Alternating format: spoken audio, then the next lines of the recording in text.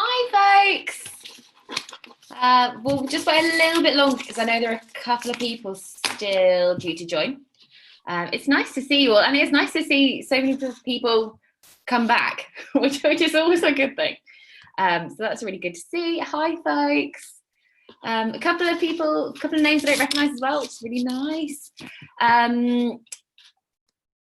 Housekeeping, I guess. I mean, it's just the general stuff. If you can keep yourself muted unless you're talking, it just reduces the amount of background noise, which does help. Go ahead and introduce yourself on the chat.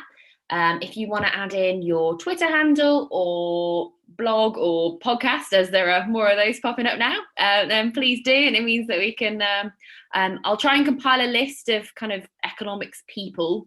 So if you want to, I'll assume that everyone's happy for me to compile that list, but if you want to share your Twitter handle or something with the people here but don't want it on a list somewhere, then just let me know and I'll do that as well. But it just helps to kind of keep an eye on everything in one place, especially as there's so much popping up recently, which is really good. Really good.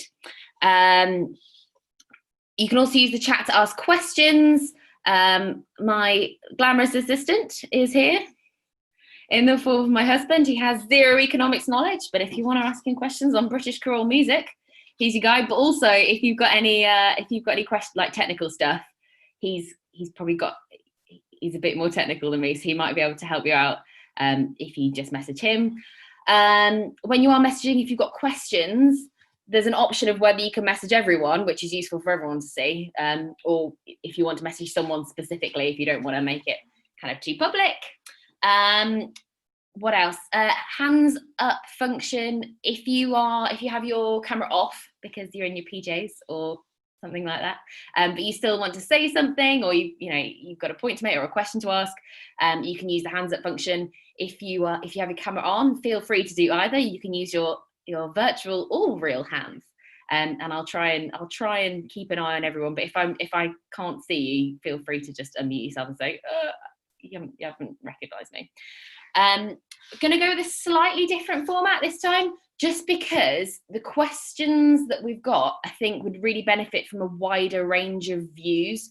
So instead of having someone to start us off who's maybe really thought really carefully about the question, I think it might be better to use the time to get a wider range of views. So what I'll try and do is I'll try and introduce the topic, and maybe just kind of almost set out an order of the points that we can discuss them in, because they're quite meaty topics, so almost just the order that we'll go in, and the kind of sub order. So for example, within one of the questions, so the first question about sequencing, which I know lots of people are interested in, we'll perhaps talk about kind of how we structure the broad 2-year course, how we come to individual topics, and then we'll talk about the constraints. So that should hopefully just make the conversation flow a little bit better, and hopefully then we can build on each other as well, which would be really useful. I think we'll probably spend more time on the first topic, which is the sequencing one, just because I know that that's the one that lots of people are quite interested in, but we will get to all of them. But yeah, I hope the start of term has gone well for everybody, and it wasn't too much of a fall back into reality. Although I know lots of people have been working really hard over the holidays as well, and school's been open, and we're in crazy times. So I might just leave it until 5 past. So I'll leave it an extra minute or so.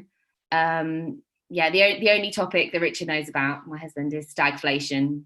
That's just because he thinks it's a funny word. So please don't ask him about anything else, because he won't be able to help you. So our 3 topics today. The first one is about the way we sequence economics, and it's quite broad in that, first of all, it's how we structure the course and how we manage, micro, macro, all of that, as well as on a more nitty-gritty level, the way in which we order different topics does change the way that students think about them, and the way that students might place emphasis on them. And so I think that's an interesting discussion to have.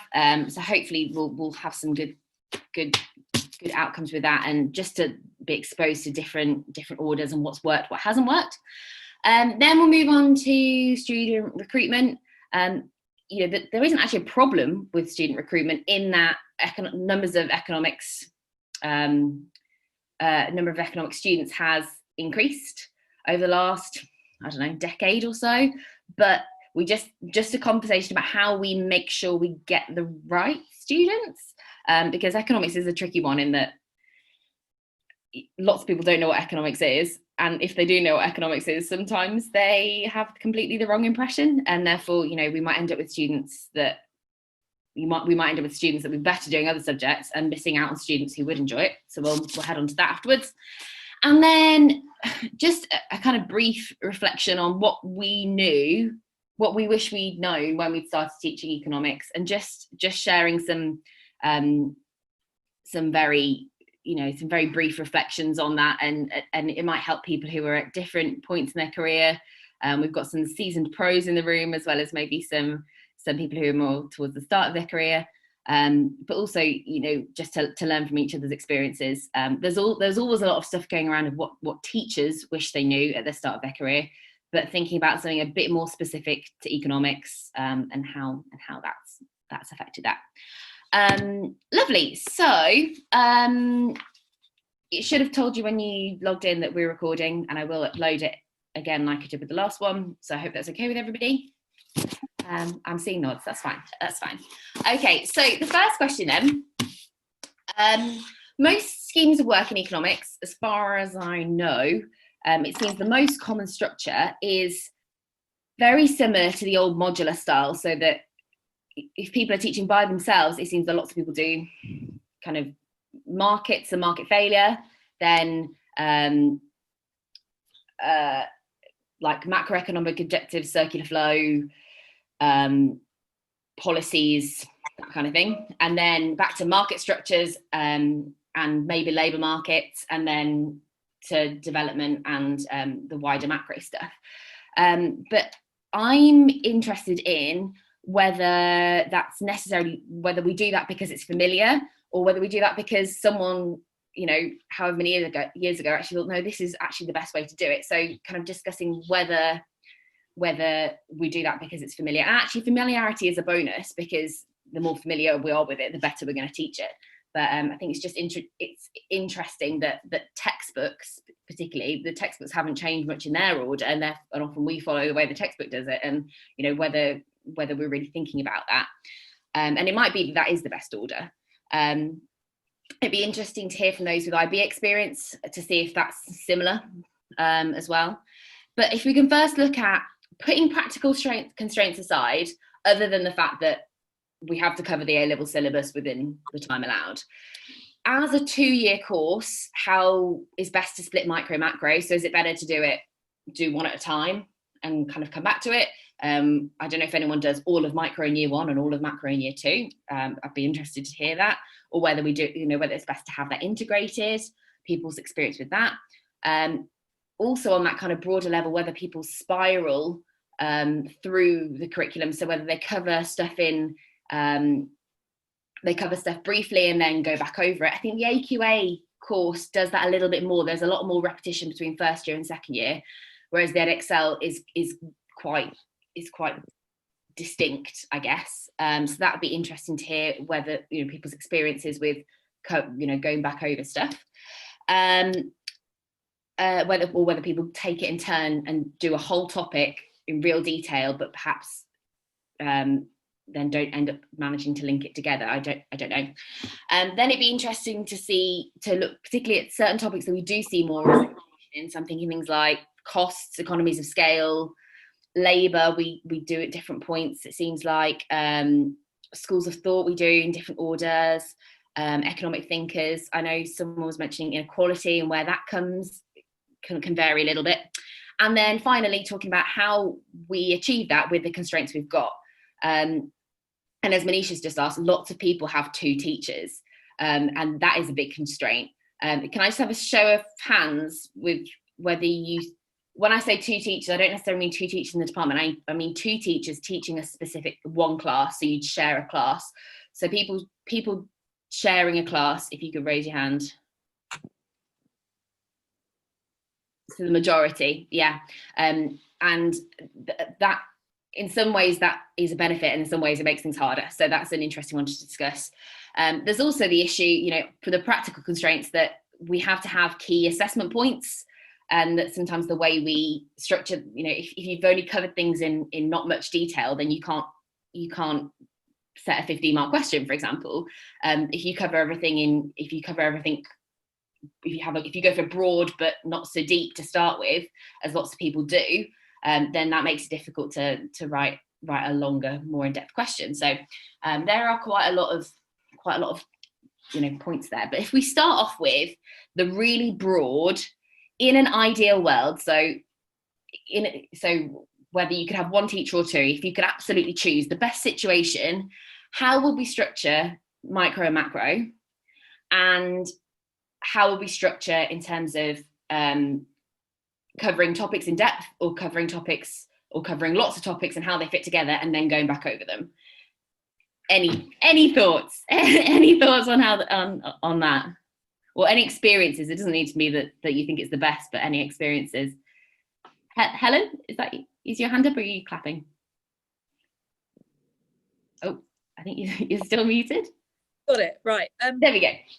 Currently, so we have 2 teachers, and currently we have a micro teacher who teaches all of macro and starts at markets and market failure and goes all the way through to market structures. And then we have a macro teacher. And this is the first school where I've done it like this. Previously, all my schools, we had micro term 1 split between 2 teachers, macro term 2, and then you had a specialist macro teacher in the second year. And I'd be interested, because I don't personally like this way. I prefer to do all of micro in year 1, and I'm interested to see how many other schools do the same. So when you say that you prefer to do all of micro in year 1, do you mean that you'd like to do markets, market failures, and then market structures? I would rather, no, sorry, I didn't say it very well. I would rather do markets and market failure split between 2 teachers in term 1. Yeah. Both teachers teach macro, but then in year 2 have a one teacher teaching all of micro and one teacher teaching all of macro. So one after the other in year 1 and parallel in year 2. That's how I would prefer it, but I'm interested to see what other people do. Do you have any thoughts on why you prefer that? I don't know, but I wonder whether it's because that's what it was like when I first started teaching, and this is the first year I've ever done it any differently. So I don't know whether I'm just set in my ways, whether it really is better. It's interesting that we're so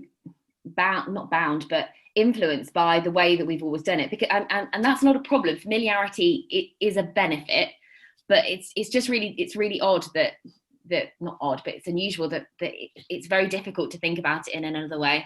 Does anyone else have any feelings on whether it's best for students to learn micro and macro parallel concurrently, or whether it's best to study one and then the other, or it could be chopped up in between, but how that works for students and whether their learning is better, not necessarily for ease for us, but their learning as well, I think should be the biggest factor. But but the easier it is for us, the better we teach. So they are related. Does anyone else have any feelings on that?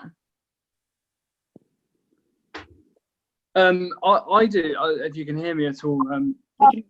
It's just I've changed this year for the first time. That we used to, in my school, I've been there 4 years now, that we taught, we just had one teacher per set, if you like, all the way through. So micro, first term, macro, and then revision, and then micro, then macro, same teacher through both years. This year, for the first time, we've then split it, where we're running it as parallel. Having a micro teacher and a macro teacher, where you do obviously half of the lessons are micro through the whole of the academic year, half of them are macro through the whole of the academic year. And then I think, from the previous point, we're going to then continue that into keep the micro teacher and keep the macro teacher. And I think that the students benefit in a way, because I think they start, I don't know if it's linked to sort of like actual coding theory and stuff like that, where they sort of see you as the micro person, they see then the other teacher as the macro person, and then they start to sort of picture it. I don't know. I think it's helped in a way that they see me as then the macro teacher that I'm doing with my sets at the moment. And how do you feel that it helps with students separating but also linking together micro and macro? Because students do get confused between them, but equally they need to make the connections between them. How do you find that's changed, having changed the system that you've? I mean, the biggest difficulty I found this year doing it is the amount that because you're teaching in parallel, the amount that they confuse the diagrams together, and drawing the different micro macro diagrams. But I think it's just repetition and really just emphasizing it. And I know that obviously you do have overlap, and I think that comes in where we have we do sort of like starter activities and stuff where, you know, what's in the news, and I would share that with, you know, sort of like filling in the gaps in sort of key headlines, and I would then share that and say, right, this is then current at the moment, and then ask in a way the micro teacher and say, like, you can link that to your aspect of, you know, demand, supply or market failure, and then I can link that to my aspect of the impact on economic growth or unemployment and such. So I think that's helped. Yeah, it's interesting that I think it does require a lot of communication, actually, and if you've got that communication, then it can work well. Manisha. Yeah, so hi everyone. We have always had two teachers at our school teaching both, and until a few years ago I was always the macro teacher and another teacher was always the micro teacher, and that was for 12 and 13, so they kind of knew that I was the macro specialist and he was the micro specialist. When he left, I then had to become the micro specialist, so I had to teach myself all of the market structure stuff which I hadn't done since university, and I had no idea what I was doing, but luckily I had a really good group. And I found that because we teach theme 1 and 2, so I'm at Excel, so I teach micro and macro in year 12 and then do the same thing in year 13. We find it easier to make the synoptic links to then get them to start thinking about it. Because I think the issue that I'd have if I didn't start teaching macro until year 13 is that they would have forgotten and they wouldn't necessarily have then continued revising all of their micro stuff. So it's that risk of them then kind of forgetting everything in a way. But I do get what was just said about diagrams. I found that they are confusing a lot of the diagrams. So I'm teaching, so I was going over externalities to set them an exam question, and then someone put in an ASAD diagram. I have no idea how she explained it. It was completely wrong. But she's used an ASAD diagram to explain externalities, and it was, yeah. So there is an issue with that. So just a quick question. So do you, at the minute, so now, do you teach micro for the first half of the year and macro for the second half of the year? Or do you teach them like a week on, week off? So my team's a little bit complicated because there's 4 of us and I'm the only economic specialist. Everyone else is business specialists. Oh, right, okay. So for one of the year 12 groups, I'm teaching macro. For the other group, I'm teaching micro. Oh, right, okay. So you're not teaching the same class at the same... No. Sorry, that was probably me confusing everyone. I mean, that's a really good point, though, that actually that splitting it does allow for specialism, and you know, we all know the pros and cons of specialism and specialization, but you know, that is something to consider. Andrew. When I've been in charge of things, not currently, but I'm going to be again in September, but I've done something even crazier possibly, and it's been done either as a shared group with 2 teachers or just me on my own, where I actually sort of like interleave micro macro almost like week after week, and it's all pre-arranged and in a booklet thing I give them about what we're doing in any given week. And it's not necessarily week by week, there might be 2 weeks on one thing and so on, but that way I've tried to sort of make it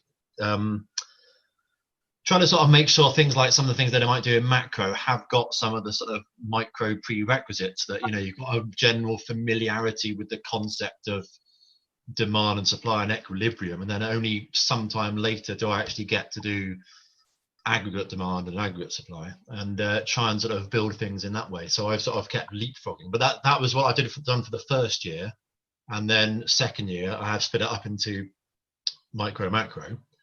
But even when I've done that as a single teacher, sometimes sometimes this only really works with groups who are flexible enough and happy to do it. I sort of walked in and almost said, like, what do you want to do today? Should we do micro and macro? And we just picked up wherever we've left off, almost as if I am two teachers.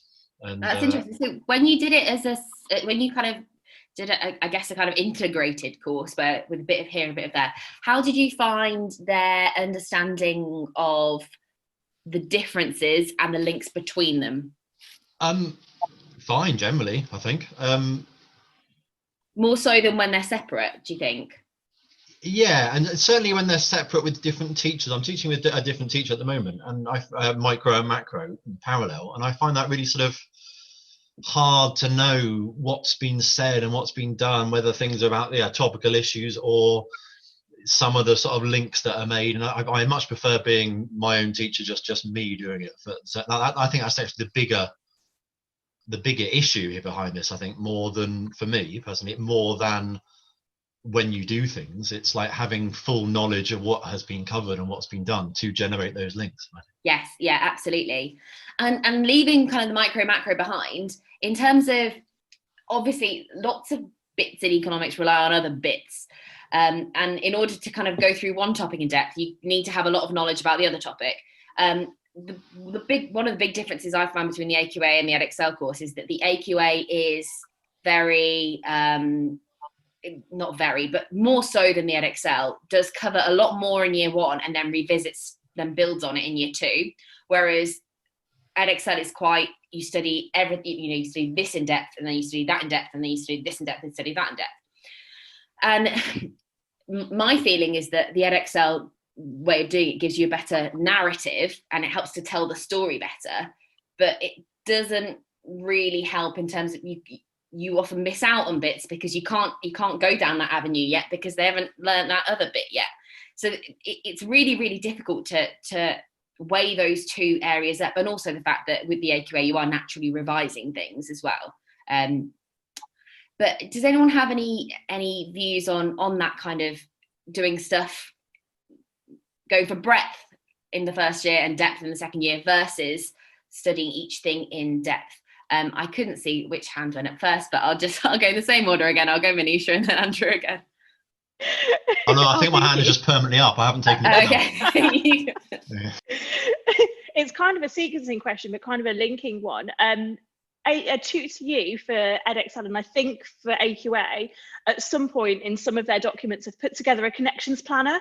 So it basically, have you seen it? So I found that was really, really helpful to then figure out where I can link back to different subjects. It's like a Word document with a table, and it's got like year one micro, year two macro, and it kind of has all the different things. I think it was part of their synoptic training thing. I don't know. Yeah, it was part of a synoptic training course that I was on as well. And I found that was really helpful because I then print it off and I give it to students because I do a paper 3-day, like a synoptic day. And they found that really helpful because then at the end of it, we can then have a look at some questions they could get that could link these 4 different topics together, because it's quite specific. And I had another point that I was going to say about something else that you said, but I can't remember now. Well, but you can put your hand back up again. Yeah, that's right. Any other views on how we manage on preferences between those two and what's worked better or what hasn't worked in terms of going through stuff? Adam? So we are AQA, and we've actually gone more down the Edexcel route where we don't revisit things in year 2 because we find it just too confusing for the students we had. That's interesting. So the fact that was that because they couldn't link back to what they'd done before, or because of the time constraint, or why was that? We felt part of it was like you get into something and the kids are like really into it, and you're like, oh, but we've got to stop now because we're doing this next year. I know exactly what you mean. Yeah, I know exactly what you mean there. I think you don't quite follow the same flow through because you end up coming back around to things. So it doesn't tell quite, the story isn't as nice, I think. The story is missing. And then you sort of set them like practice papers, like A2 standard, but they can't access the marks properly because they only covered like the AS content. And so how have you found their like their revision in terms of that? If you found that that's harmed their revision because they're not going back over stuff, or? No, I mean, what we tend to do, from then sort of November of the upper sixth year onwards, we have one lesson a week with each teacher where it's timed work, and we just pick any essay going on. We start back at the lower sixth and work our way and catch ourselves up by February to the upper sixth content.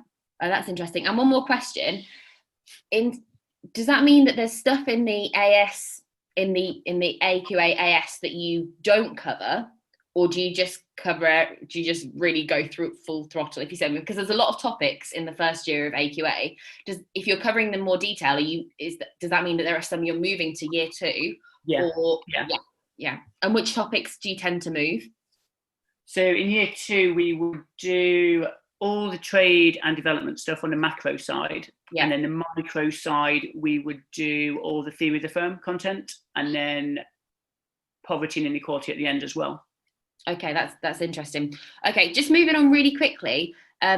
Those topics in particular seem to be some of that do move around a lot. Andrew, I've just noticed your hand up. I'll come back to you in a second. But things like costs, economies of scale, labour, inequality, has anyone moved those around and seen any differences? But I'll just go back to Andrew first. Sorry about that. Well, I was going to say something about exactly that, really, that from what Adam said, that I sort of disagree with you. I prefer the narrative structure, or maybe it's just what I've discovered or the way I do it from AQA, really. I'm very much team AQA rather than Edexcel, partially for that reason. But having said that, that's possibly because of things like I don't touch theory of the firm stuff until the second year, and I don't do AS, or I've not since the AS, died, essentially. I haven't done it. So therefore, you can structure it however you like. So yeah, you don't need to do costs. That does mean, what you've got for exam papers and stuff are a bit confusing and difficult, but I didn't see that much of a problem either, really. And so I prefer, I think there's a better narrative that actually sort of builds if you pick the right route through it in AQA, personally. So something else I was going to say, but I can't remember what it was. So just the same question I asked Adam, really. So you leave all of theory of the firm? Yeah. Do you leave things like costs as well? Yeah, basically, but yeah, pretty much. And so first year is very much just market failure, government intervention, and a very externalities stuff. Yeah. And then the second year you do the theory of the firm things, and I think this is the way the narrative works. It's theory of the firm, labour markets, which is sort of like the natural extension of that, because of course you can switch monopoly from monopsony and so on. And then that moves almost seamlessly into like poverty and inequality, which Edexcel inexplicably seem to think is more macro, but I think it's more micro. And so that nice little sort of trio, I think, really works as a second year flow, personally. Yeah, absolutely. And it's strange that it does vary quite a lot between them. It comes under theme 4. Obviously, it's synoptic. It's the sort of thing you put in a synoptic paper because it's a micro market thing with macro implications. Absolutely. Nicola? Oh. Got to unmute myself. You were talking about, has anybody moved any topics? I am limited because we still do the AS exam. So I still have to very much teach theme 1 and theme 2, and I'm the only teacher as well. But I have moved at the end of lower 6, I've moved the inequality, which I always used to do there, thinking it was a lovely, interesting topic going into the summer holidays. And I've moved it because I just found the depth of the answers was just not good enough. They didn't have enough skills, enough knowledge yet to make those answers really worthwhile. And when I found that moving cost, profits, revenues, that topic to there, because it's quite technical, sets them up ready for market structures in upper 6, and I found that works really, really well. I am interested by teaching labour markets after theory of the firm, and I have made a note of that because I do think that would really, really work there. I'm going to try that out this year. That's really interesting. And actually, Peter, who isn't here, also had mentioned maybe moving inequality, because it's interesting that we look at the government macroeconomic objectives, and actually you could fit inequality in there, but as you say, maybe it needs a bit of knowledge of the labour market as well, and things like that, that do make it more difficult. Very, very quickly on that final question, I mean, you mentioned the constraint that some people still do AS or have a couple of students doing AS. But then we've also got the issues of how we assess it and finding the questions, and not just finding the questions, so you can cobble together an exam paper, but having the questions in the right depth, perhaps as well, depending on the way you teach stuff. And also things like the timing of mocks and students having a decent enough understanding to have a whack at a paper that bears some semblance to the paper that they'll set, or whether that doesn't actually, whether it doesn't matter whether it bears as much semblance to what they're actually set. Any thoughts on any of those? Go on, Nicola. It's really difficult. I don't know if anybody's addressed this, but no matter which way I have ever organised my scheme of work, I have always found it really difficult to set a really quality key assessment in January of lower six, because they come to us knowing so very, very little. And if anybody has got any ideas as to what to do with that, I just find it always tends to feel a bit superficial. Yeah, and I think that might come into part of the discussion on student recruitment as well, because it makes it really hard to judge whether, because students don't get a proper feel for economics so early on, that can be really, really difficult. Any other thoughts on that before we move on? Oh, Andrew, sorry, I keep losing you. I do apologise. Sorry, Helen, I think you managed to message me privately. Yeah, there you go. Right. Hold on, what was I going to say? Oh yeah. Well, one response to that is, the general trend in teaching theory and practice is possibly looking down on giving those sort of, I don't know, January points a grade and so on. So it's not actually that much of a big deal, and I try to avoid it almost. And this whole idea of a Premiership footballer doesn't play a 90-minute game of football as they're training all the time. We leave that till the exams and the very, very key assessment points, and they do other things for us during the course of the year. So I try to eliminate that problem of what can they do by actually just avoiding it, basically. And throughout the year, in that leapfroggy thing I was talking about, throughout the year I've set them essays, but they've not been exam essays. They've just been, write this thing for me, and I don't even talk about assessment objectives or marks for quite some time, and I just try to ignore it because it's not important. And kind of develop their thinking first and then their exam technique later on. Basically, yeah. Down the line. Yeah, interesting. But then what your SLT wants you to do and churn out bits of data is a different issue, of course. Exactly. that can be a bit of a conflict there. Moving on then